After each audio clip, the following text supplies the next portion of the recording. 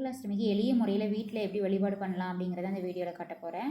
அதாவது நீங்கள் எங்கே சாமி கும்பிட்றீங்களோ அந்த இடத்துல ஒரு மனை இருந்துச்சு அப்படின்னா நீங்கள் எடுத்து வச்சுட்டு அது மேலே வந்து நீங்கள் மாக்கோலம் போடணும். நான் வீடியோக்காக வந்து இந்த அரிசி மாவு கோலம் போட்டிருக்கேன். நீங்கள் மாக்கோலம் போட்டு அதுக்கு மேலே வந்து ஒரு வெத்தலை, அது கொஞ்சம் அரிசி வச்சுட்டு அதுக்கு மேலே வந்து நம்ம சிலை இருந்தாலும் வைக்கலாம், ஃபோட்டோ கிருஷ்ணன் ஃபோட்டோ இருந்துச்சுனாலும் வைக்கலாம். அதுக்கெல்லாம் ஃபோட்டோவாக இருந்தாலும் சரி, சிலையாக இருந்தாலும் சரி, நம்ம அதுக்கு மஞ்சள் குங்குமம் கண்டிப்பாக வச்சு நம்ம வழிபடுவோம்ல. எப்பயும் போல் மஞ்சள் குங்குமம் வச்சுட்டு அதுக்கு மேலே வந்து நல்ல வாசனை மிகுந்த மலர்கள்லாம் நம்ம வச்சுட்டு அதுக்கப்புறம் நம்ம வழிபாடு செய்ய ஸ்டார்ட் பண்ணிக்கலாம்.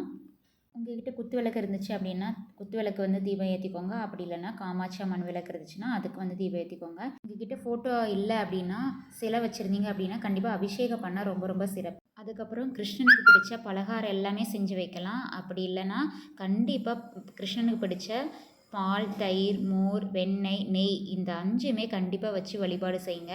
இந்த 5ம் உங்களால் வைக்க முடியல அப்படின்னாலும் கண்டிப்பாக பால் மட்டுமாவது வச்சு நீங்கள் வழிபாடு செய்யலாம். அதுக்கப்புறம் கிருஷ்ணனுக்கு பிடிச்ச அந்த பாதம் இருக்கு இல்லையா, மாக்கோலத்தில் வந்து நம்ம ரெடி பண்ணி வச்சுட்டு அதுக்கப்புறம் பாதம் நம்ம வந்து கையிலேயே நம்ம வரைஞ்சிக்கலாம். இந்த வருஷம் ஆகஸ்ட் 16ஆம் தேதி சனிக்கிழமை வந்து கிருஷ்ண ஜெயந்தி வந்து கொண்டாடுறாங்க. அதாவது வந்து ஆடி மாதத்துலேயே இந்த வருஷம் வருது. எப்போது ஆவணி மாதத்துல தான் வரும். இந்த மாதம் ஆடி மாதத்துலேயே கடைசி நாளான 31ஆம் தேதி வந்து வர இருக்குது. கண்டிப்பாக இந்த நல்ல நாளில் வந்து விரதம் இருந்து வழிபட்டீங்க அப்படின்னா குழந்தை இல்லாதவங்களுக்கு குழந்தை கிடைக்கும். எல்லா வரங்களும் கிருஷ்ணன் கொடுக்கும்.